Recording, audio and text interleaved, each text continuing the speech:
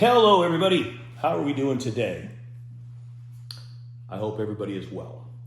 So I wanted to share something. This is geared towards probably more of the gearhead or petrol heads than anybody else, and people who are interested in history and at least the real story behind history. And something that's been bugging me for a long time is the development of the Volkswagen Beetle, the people's car. We all know the Volkswagen. It's the most successful car in the world, right? Recognized everywhere. But for those of you who have been living under a rock for the last 90 years, take a look.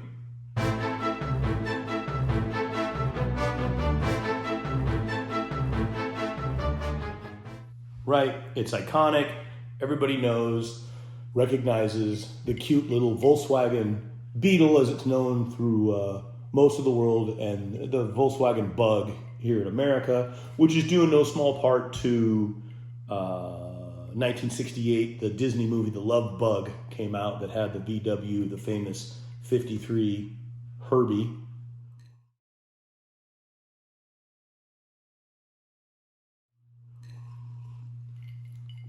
Which is why we call it a bug, and the rest of the world sort of calls it a beetle, which was coined in 1938, an article in the New York Times. But I'm getting off the mark. We got to go way back, way back to like 1938. 1938, Hitler becomes Chancellor of Germany. Well, shortly thereafter, he basically takes over the country. And he's very, very fond. One more little side note. You know, that cat drives around, or he's driven around in Mercedes, which he loves intently. And a little side note, you know, Mercedes, the brand Mercedes is actually named after the daughter of the gentleman who first commissioned the very first car to be built. And that cat, his name was Emil Jelinek, who was a Jew. So Hitler was riding around in a car that was named after the guy that commissioned his first car with daughter. I kind of get a kick out of that. Anyway, last side note, I think. Well, one of the things that Hitler's got to do, obviously we come out of World War I, we're in the throes of the Great Depression around the world, and he's trying to get his people back to work, Hitler is. So one of the first things he does is commission roadways, 5,000 miles of the Autobahn. And he's got to be very, very sneaky about this stuff because the Treaty of Versailles prevents Germany from doing a lot of stuff. They're limited in their army, can't have an air force, navy, all those kind of things. Hitler's got to be very sly about what he's doing. But he builds this Autobahn, which becomes the envy of the world, frankly. It's brilliant. Eisenhower does it here in the 50s. With our interstate system, he basically mirrors Germany's on some level, but Hitler's doing it because it makes it easier to transport goods across, obviously, all of Germany, weapons and military equipment, but he's got to kind of do it under the guise of helping out the German people. And if he's going to build these roads, he's going to need to design a car for the people. Because at that point in the late 30s, cars, at least in Germany, were really reserved for the rich. Doctors, cats like that. The average Joe is still either using public transportation, bicycles, or hauling goods, really still horse-drawn carriages and things of that nature. The Depression itself, it even forced some of the auto manufacturers in Germany to join together, and that's where we get auto union. And you all will recognize the auto union symbol that exists today in Audi. But take a look. Here's the Audi symbol.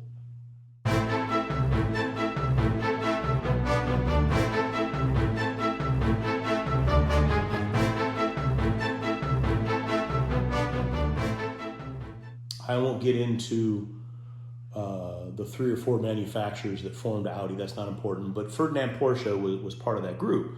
Well, Hitler, again, wants to do this people's car, and he's very convinced that the domination, the master race, the Germans, the Aryanization, that they've got to come up with something really great. Well, Audi Union, they've got the racing division, and they're working on this people's car. But his good friend, Hitler and Ferdinand Porsche Sr. are pals. I mean, they're good friends. And Hitler decides to give the task of designing the people's car to Mr. Porsche himself. So Mr. Porsche dutifully goes to work.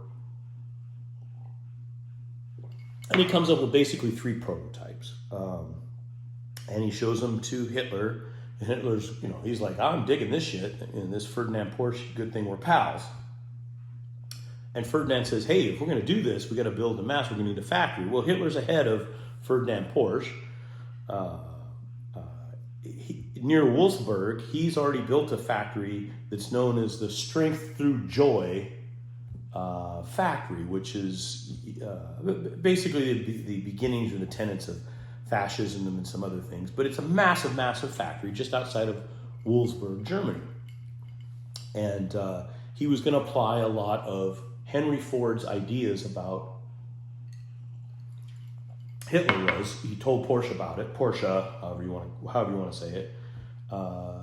Ford's success was in the assembly line production, and Ford and Hitler, they were pals too. I've been told, and I think I've read that Hitler had a picture of Ford on his desk, and Ford had a picture of Hitler on his desk. So much so, many people don't know this, but Ford actually wrote this is a book of pamphlets.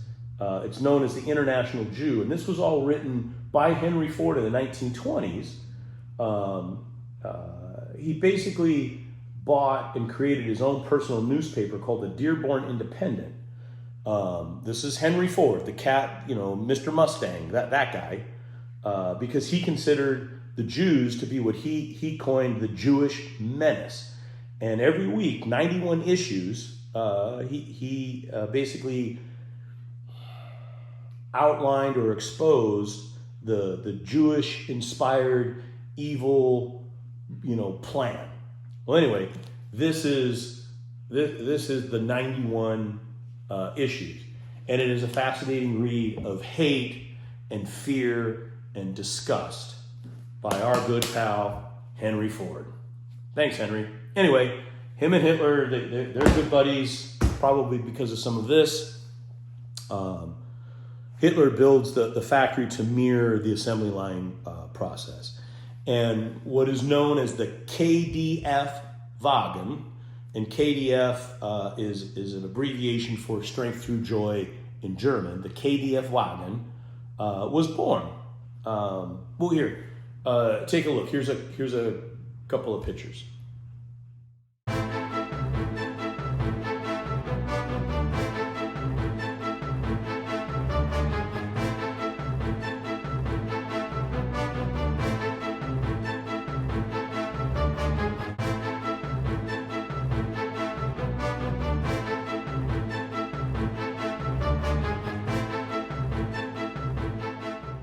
So the KDF Wagon.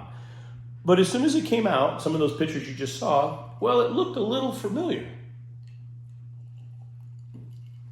A lot of people were like, say, I've seen that before. Well, what they saw was the Tatra, the Czechoslovakian car that has been manufactured for quite some time, called the T97. Again, the Tatra T97.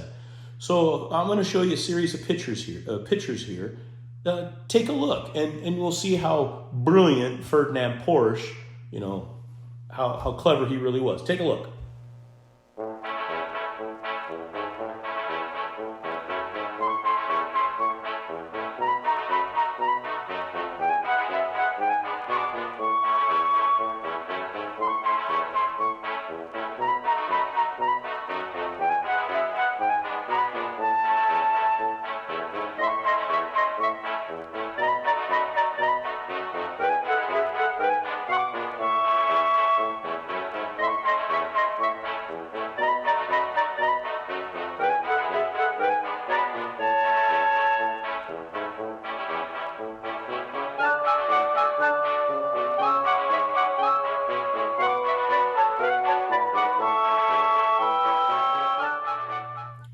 see the similarities? So much so that the company Tatra is like, hey man, goes to Porsche and says, listen, dude, we're suing you.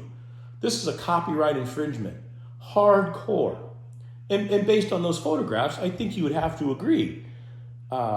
Rear air-cooled, sloping shape, blah, blah, blah. So Porsche, the coward that he is, runs to his good pal Hitler and says, oh my God, I'm going to be sued for copyright infringement. This could be a problem. And Hitler's like, dude, it's all good. Just relax. Keep doing what you're doing. I got this. Again, I'm paraphrasing, obviously. Well, 15 months later, Hitler invades Czechoslovakia, and you'll never guess what he does. He shuts down the Tatra plant. And the guys running the joint, they go away. Problem solved. The funny story is, though, there's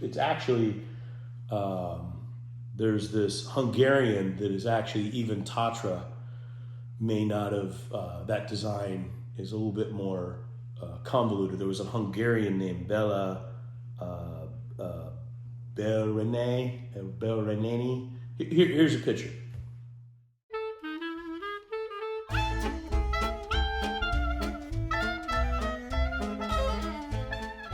He's basically credited with, I guess, at least the initial design. Tatra took it to the next step, and then Porsche just flat ass stole it from the Czechoslovakians. He's just a thief. Anyway, the funny thing is, they're told to start building these cars, and they start building them, and they go, they're going pretty good.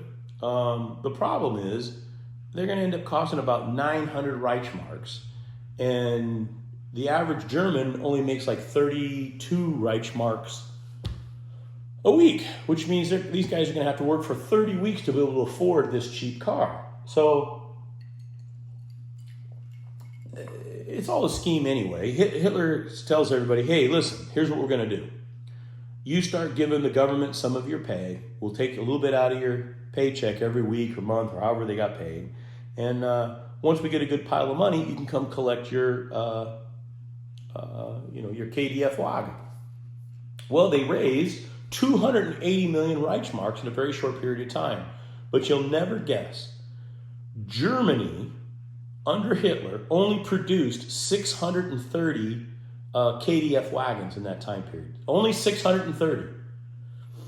Not a single regular Joe or Volks got their wagon. Most of the 630 went to, Hitler's stooges, those goose-stepping cronies. No regular person ever actually saw a KDF. The real focus during most of what was being built were Kuba Wagons. We know them as the VW things. I think in a year or so, or 3 years, they produced like 50,000 VW things or Kuba Wagons. Compared to America, in 4 years, we produced 600,000 Willys Jeeps. That was their version. Here's a picture of the Kuba Wagon, and then a couple pictures of what we in America call the thing.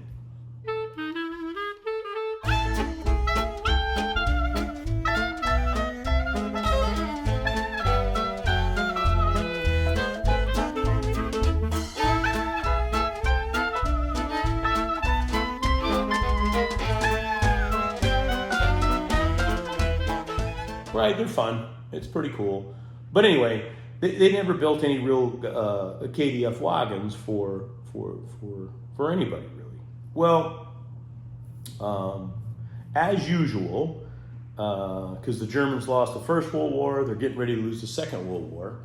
And Porsche has to go, I don't know, a year or two before, because in order to get the price down, that $900 price tag, he's like, listen, we got a lot of laborers doing this stuff. And Hitler's like, you know what? I got that covered. I got some guys that'll work really, really hard. And Ferdinand, if you got any problems, Fergie, baby, you don't have to pay them. You only have to feed them enough so they don't starve to death. He sends over prisoners of war, the Soviets, Czechoslovakians, gypsies, to work for free in the Wolfsburg factory. This is why Porsche is eventually arrested by the French, because he used basically concentration camp labor to make the Kuba Wagon and the 600 and some odd Volkswagen Beetles, if you will. Anyway, the war basically ends, and on April the 10th, 1945, Britain basically arrives at the Wolfsburg Strength Through Joy plant. Now understand that towards the end of the war, I'll show you a couple of maps here, but basically Germany is split into two, if you will. There's the Soviet control, which becomes East Germany, and the West controlled for a while was the French, the United States, and Britain. There's U.S. zone Germany, French zone Germany, and British zone Germany.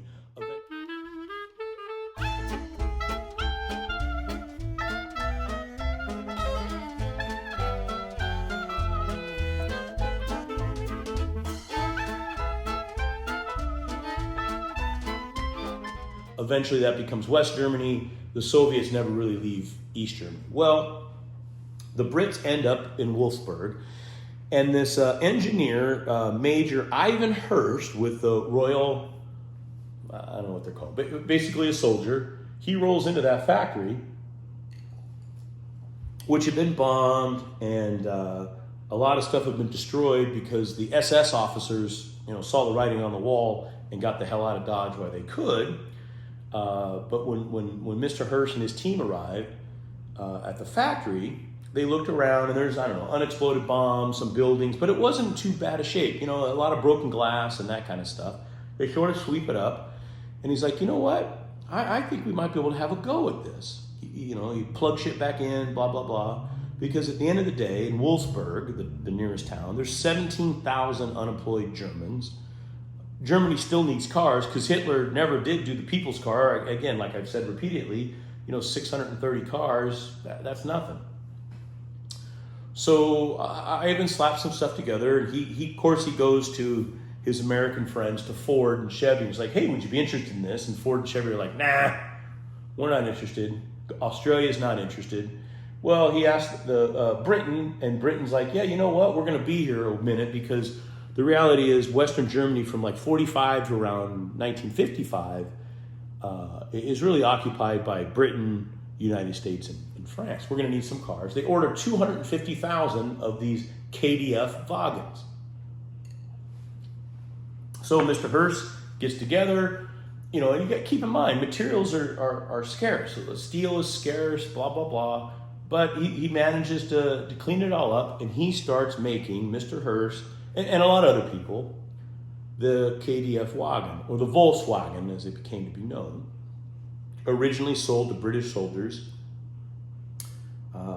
And again, like I said, 1938, the New York Times coins it the Volkswagen Beetle. I think probably to sort of distance itself from its Nazi heritage.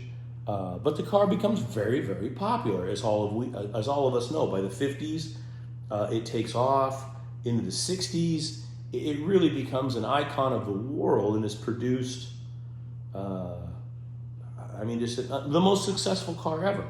And most people think it's just a German car, and I don't think that's fair. It's German made because it was made in Germany, but if it wasn't for Mr. Hurst, Ivan Hurst, and his pals, because the reality is initially he was sent there just to knock it down. It was a bombed out factory, a Nazi factory that used concentration camp labor. This is not good. But Hurst was persistent, and thankfully, and a little side note, that this was only 5 miles from Soviet-occupied Germany. Imagine if the Soviets, however they drew that line then, they could have just as easily gotten that factory. What would they have done? Would they have torn it down? Would they have made the Volkswagen and called it, something else? I don't know.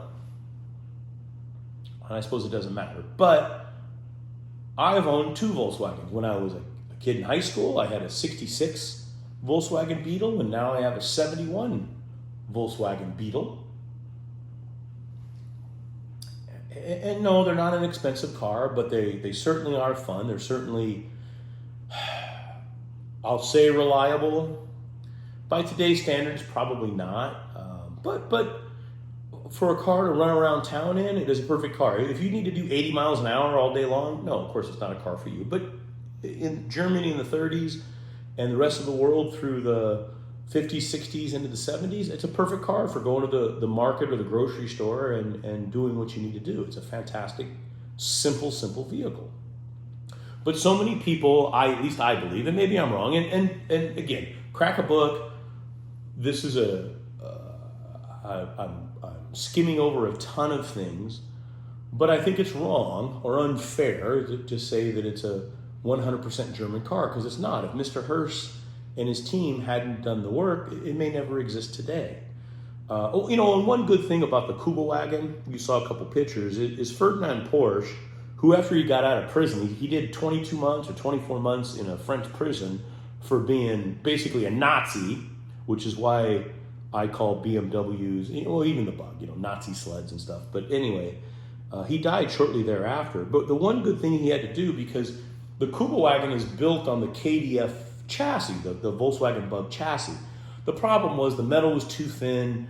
Our bullets would pierce the metal, and the Kuba Wagon was designed. It had to move at the pace of a soldier, which is, how fast do you walk? 2-3 miles an hour, which is the exact opposite of what Porsche, his whole life is going fast.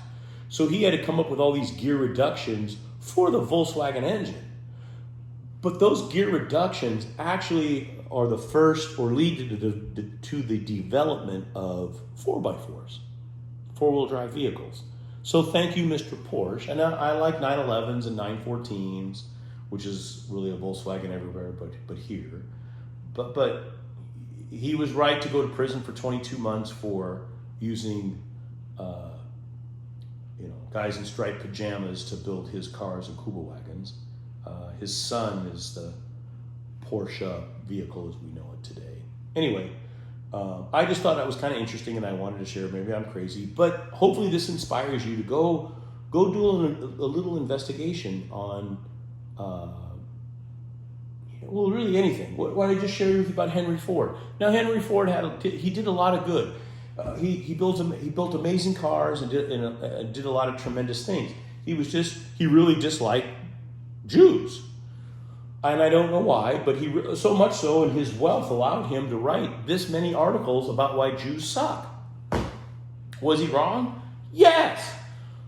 But the Ford Falcon, the Ford Mustang, although he wasn't around for it, but the Model A and what he did to America, although keep in mind, the trucks, and this is GM too, the German engine continued because of Ford and GM, who had factories in Germany. Opel, GM, and Ford just sold Fords. The big trucks and stuff continued because who wants that Kuba Wagon? They're buying big, what are called known as deuce and a half. And those are being sold in Germany for the Germans and stuff. But anyway, I'm getting off the mark. Please just crack a book. I just think it's interesting, and a lot of people don't realize. In my opinion, that little 71 Bug in my garage is as much British as it is German, because the Germans never really, it's not even a German design, it's Czechoslovakian or maybe even a Hungarian. And the Germans get a lot of credit when it really should be Ivan Hirsch who swept up the broken glass and saw something that no one else could see. And I think that's amazing. And I'm proud to own Myrna. Any of you who watch my videos. Eventually I'll be brave enough to drive more than 5 miles. Maybe next week. I think I might take it to work. We'll see. Just change the spark plugs. It is a beautiful car. I always say it's a hunk of junk. It's a hunk of junk because it's terribly inexpensive by today's standards. It's subpar. But what an amazing vehicle. Anyway, I've babbled on. I've been drinking too much. Do your own investigation. Crack a book. But the Volkswagen history, you know what? I'm going to challenge you. Even there's this guy, Kaiser. Look up Kaiser. He built boats. And prior to that, he built this big dam. He left home when he was 13. This is one of those World War II, an amazing guy. But look, go to the library, check out a book. Matter of fact, I have a library card around here somewhere. You might, I actually own, let me see if I can find it. One second.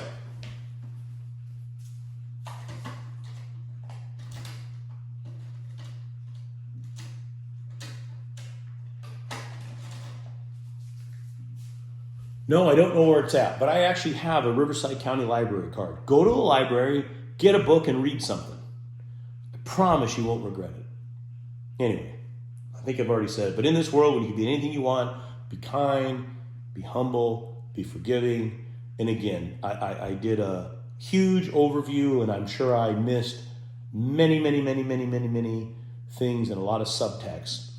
But my goal is just to inspire you to do a little deeper digging and understand that the world isn't as simple as we think it is. Anyway, have a great day. Bye.